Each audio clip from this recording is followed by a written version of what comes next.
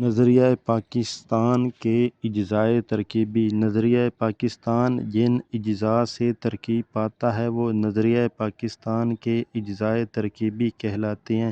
اسلام ایک مکمل ضابطہ حیات ہے، یعنی اسلام زندگی کے تمام پہلوؤں کے لیے رہنمائی فراہم کرتا ہے اور انسانی زندگی کے تمام تقاضوں کو پورا کرتا ہے۔ اس میں عقائد، عبادات، اخلاقیات، معاشرت، معیشت اور سیاست کے بارے میں مکمل تفصیلات موجود ہیں۔ اسلام جدید تقاضوں سے ہم آہنگ ہے اور ہر دور کے لیے مکمل ضابطہ حیات ہے۔ پاکستان جن مقاصد کے لیے قائم ہوا تھا اسے نظریہ پاکستان کہتے ہیں۔ چونکہ پاکستان اسلام کے نام پہ قائم ہوا تھا، اس لیے نظریہ پاکستان اور نظریہ اسلام ایک دوسرے کے مترادف ہیں۔ نظریہ پاکستان کے اجزائے ترکیبی درج ذیل ہیں: نمبر 1 عقائد، نمبر 2 عبادات، نمبر 3 اسلامی نظام کا قیام، نمبر 4 اعلیٰ قدروں کا فروغ، نمبر 5 عدل و انصاف، نمبر 6 بنیادی انسانی حقوق، نمبر 7 شہریوں کے حقوق، نمبر 8 مساوات، نمبر 9 اخوت، نمبر 10 رواداری۔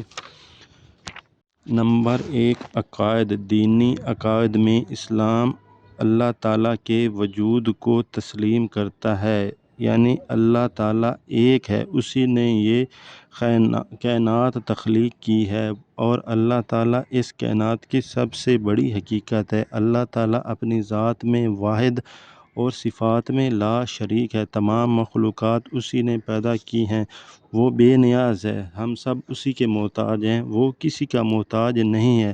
اللہ تعالیٰ کی ذات ہی اقتدار اعلیٰ ہے، یعنی اس کائنات کا سب سے بڑا حاکم اللہ تعالیٰ ہے۔ اللہ تعالیٰ کے احکام پر عمل کرنا ہر مسلمان پر فرض ہے۔ مسلمان صرف اپنے اللہ یعنی اپنے معبود حقیقی کے سامنے سجدہ ریز ہوتا ہے۔ اللہ تعالیٰ کے مقرر کردہ اصولوں کی حدود میں رہ کر زندگی بسر کرنا ہم مسلمانوں پر فرض ہے۔ تمام انسان اللہ کے پیدا کیے ہوئے ہیں، اس کی نظر میں تمام انسان برابر ہیں، اس کے احکام بھی سب لوگوں کے لیے ہیں۔ اللہ کے نزدیک وہی شخص اعلیٰ ہے جو اس کے احکام پر عمل پیرا ہونے کی پوری کوشش کرتا ہے۔ عقائد میں توحید کے ساتھ رسالت بھی ہے۔ حضرت محمد صلی اللہ علیہ وآلہ وسلم اللہ کے آخری رسول ہیں، وہ خاتم النبیین ہیں۔ رسالت پر ایمان کے ساتھ ساتھ ہر مسلمان پر لازم ہو جاتا ہے کہ ہم اللہ تعالیٰ، حضور پاک کے آخری نبی ہونے، ملائکہ، انبیاء، آسمانی کتابوں اور قیامت پر تعلیمات پر بھی یقین رکھیں۔ اللہ کی طرف سے اللہ کے رسول کی حیثیت سے حضور اکرم صلی اللہ علیہ وآلہ وسلم ہمارے لیے بہترین نمونہ ہیں۔ عبادات۔ اللہ تعالیٰ اور اس کے رسول پر ایمان لانے کے بعد نماز، روزہ، حج، زکوٰۃ دین اسلام کے اہم ارکان ہیں۔ ان ارکان پر عمل درآمد کرنا عبادت کہلاتی ہے۔ نماز ہر مسلمان مرد اور عورت پر دن میں 5 مرتبہ فرض ہے۔ نماز روح کی پاکیزگی اور جسم کی طہارت کا ذریعہ ہے۔ اس سے اللہ تعالیٰ کی فرما برداری، اللہ کے رسول سے محبت، اطاعت، مساوات، اخوت اور اصلاح نفس جیسے اوصاف پیدا ہوتے ہیں۔ اللہ تعالیٰ فرماتا ہے کہ بے شک نماز بے حیائی اور برے کاموں سے روکتی ہے۔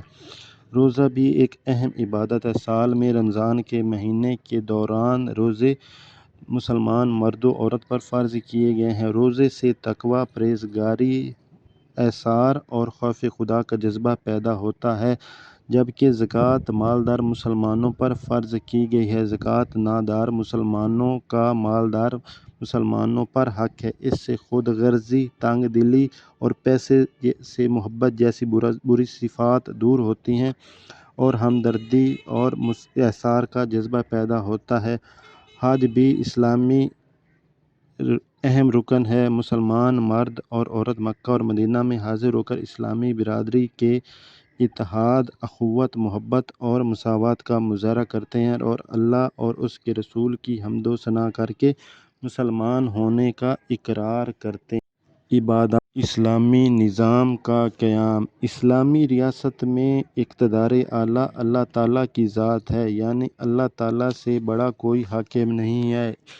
ریاست پاکستان میں حکومت اللہ تعالیٰ کے بنائے ہوئے اصولوں کے مطابق چلائی جائے گی۔ اللہ تعالیٰ کے احکام ہی اسلامی ریاست کے قوانین ہوتے ہیں۔ اسلامی ریاست میں حکومت صرف اللہ تعالیٰ کی سمجھی جاتی ہے اور انسان بطور نائب حکومت کرتے ہیں۔ انسان اللہ تعالیٰ کے دیے گئے اختیارات کا امین ہوتا ہے۔ مدینے میں اللہ کے رسول نے اسلامی ریاست کی بنیاد اللہ تعالیٰ کے احکامات پر رکھی۔ خلفائے راشدین نے تعلیمات نبوی کے مطابق ریاست مدینہ کو آگے بڑھایا۔ اسلامی ریاست کا سربراہ اللہ کے احکامات اور رسول اللہ صلی اللہ علیہ وآلہ وسلم کی سنت کے مطابق قانون سازی کرتا ہے۔ اسلامی ریاست میں اختیارات کا سرچشمہ اللہ تعالیٰ کی ذات ہے اور حضور پاک صلی اللہ علیہ وآلہ وسلم ہمارے لیے بہترین نمونہ ہیں۔ ایک اسلامی ریاست کا سربراہ قوم کا سردار ہونے کے باوجود اپنے آپ کو قوم کا خادم سمجھتا ہے۔ اسلامی حکومت کی بنیاد عدل و انصاف پر رکھتا ہے۔ ریاست ہر طبقے کے حقوق کا تحفظ کرتی ہے۔ اعلیٰ قدروں کا فروغ۔ اسلام میں اخلاق اللہ اور اس کے رسول کے مقرر کردہ ہیں۔ اسلامی معاشرے میں کسی فرد کی عزت اور وقار کا دار و مدار اس کے اخلاق پر ہے۔ اسلام اخلاق یعنی اعلیٰ اقدار کے فروغ پر یقین رکھتا ہے۔ اعلیٰ اخلاق اور اقدار کا تعین اللہ تعالیٰ کے احکامات اور حضور اکرم صلی اللہ علیہ وآلہ وسلم کی سیرت سے ہوتا ہے۔ اس لیے اعلیٰ اقدار کو ایمان اور عبادات میں اہم مقام حاصل ہے۔ اسلام میں صدقہ و خیرات، صبر، ایفائے عہد، والدین کی اطاعت، بڑوں کا احترام، چھوٹوں پر شفقت، یتیموں کا خیال کرنا، قرض داروں کی مدد کرنا اور غریبوں کا خیال کرنا، ان کو اعلیٰ اقدار کی عبادات قرار دیا گیا ہے۔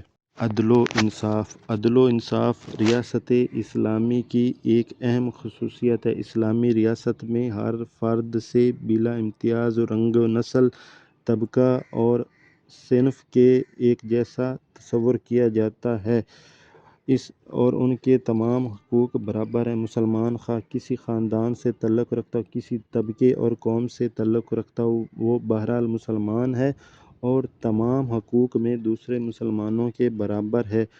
عدل و انصاف کا تقاضا بھی یہی ہے کہ جو شخص قانون کی خلاف ورزی کرے وہ سزا سے نہ بچ سکے۔ اس سلسلے میں امیر غریب یا چھوٹے بڑے کا فرق نہ رکھے۔ بنیادی انسانی حقوق۔ آزاد پیدا ہونے والے انسانوں کو غلام نہیں بنایا جا سکتا۔ اسلامی ریاست فرد کے پیدائشی حق کو تسلیم کرتی ہے۔ خوراک، رہائش، تعلیم اور علاج معالجہ فراہم کرنا۔ اسلامی ریاست میں ہر فرد کا بنیادی حق تسلیم کیا جاتا ہے۔ اسلامی ریاست کا شہری آزادانہ زمین کی خرید و فروخت کر سکتا ہے۔ وہ ایک جگہ سے دوسری جگہ اپنی رہائش منتقل بھی کر سکتا ہے۔ ووٹ ہر شہری کا حق ہے اور وہ اس حق کا آزادانہ استعمال کر سکتا ہے۔ ہر شہری ریاست کے وسائل میں برابر کا شریک ہوتا ہے۔ اسلام نے امیر مسلم شہری کے مال میں غریب مسلم شہری کو حق دیا ہے، جسے ہم زکوٰۃ کہتے ہیں۔ اسلامی ریاست کا فرض ہے کہ وہ ریاست کے وسائل کو بڑھائے اور اس کے فوائد کو ریاست کے تمام شہریوں تک برابر پہنچائے۔ زکوٰۃ کے نظام کو قائم کرنا اور اس سے نادار شہریوں کی مدد کرنا ریاست کی ذمہ داری ہے۔ اسلامی ریاست کو فلاحی مملکت بنانے اور ہر شہری کے بنیادی انسانی حقوق کے تحفظ کی راہ دکھاتا ہے۔ شہریوں کے فرائض۔ اسلامی ریاست جہاں شہریوں کے حقوق کے تحفظ کی ضمانت دیتی ہے، وہاں سے شہریوں سے فرائض کی بجا آوری کی توقع بھی رکھتی ہے۔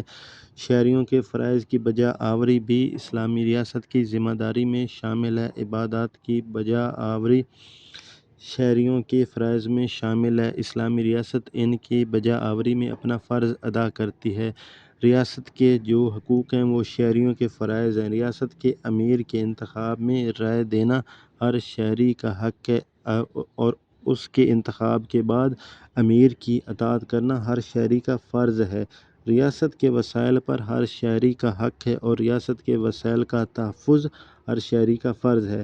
ریاست کی تعمیر و ترقی میں ہر شہری اپنا ہاتھ بٹا کر اپنا فرض ادا کرے تو کوئی وجہ نہیں کہ اسلامی ریاست پاکستان کا شمار دنیا کے ترقی یافتہ ممالک میں ہو سکتا ہے۔ مساوات اسلامی معاشرے کی نمایاں خوبی اس کا نسلی امتیاز سے پاک ہونا ہے اور رنگ و نسل کے اختلاف پر کسی سے تعصب نہیں برتا جاتا۔ اس کے علاوہ مسلمان میں ذات پات کی تمیز نہیں، کسی عربی کو اعجمی پر اور گورے کو کالے پر کوئی فوقیت حاصل نہیں ہے۔ اسلام میں معاشرتی مساوات ہے، معاشرتی لحاظ سے تمام لوگ برابر ہیں، ایک جیسے ہیں، معاشرتی زندگی میں کوئی اونچ نیچ نہیں ہے۔ اسلامی ریاست میں ہر شہری کو قانونی مساوات حاصل ہے۔ قانونی مساوات میں سب لوگ قانون کی نظر میں ایک جیسے ہوتے ہیں۔ اسلام اس بات کی بالکل اجازت نہیں دیتا کہ کچھ افراد کو قانون سے بالاتر قرار دیا جائے، یعنی ان لوگوں پر قانون کا نفاذ نہ ہو۔ اسلامی ریاست کے ہر مسلمان کے حقوق دوسرے مسلمان کے برابر ہیں۔ اسلامی مساوات کا مظاہرہ زندگی کے ہر شعبے میں ہوتا ہے۔ اخوت ملت اسلامیہ کی بنیاد مشترک وطن، مشترک نسل اور مشترک زبان نہیں ہے، بلکہ اس کی بنیاد ایک مشترک دین ہے۔ دینی رشتے کے مقابلے میں وطن، نسل، زبان اور دیگر رشتے بے معنی ہو جاتے ہیں۔ اخوت کے معنی بھائی چارے کے ہیں۔ اسلامی معاشرے میں اخوت کا جذبہ کار فرما ہوتا ہے۔ اخوت کا رشتہ انہیں ہمدردی، خلوص، محبت اور یگانگت کے ساتھ رہنے کا درس دیتا ہے۔ جذبہ اخوت کو فروغ دینے کے لیے اسلام حقوق العباد پر زور دیتا ہے، تمام مسلمانوں کو آپس میں بھائی بھائی قرار دیتا ہے۔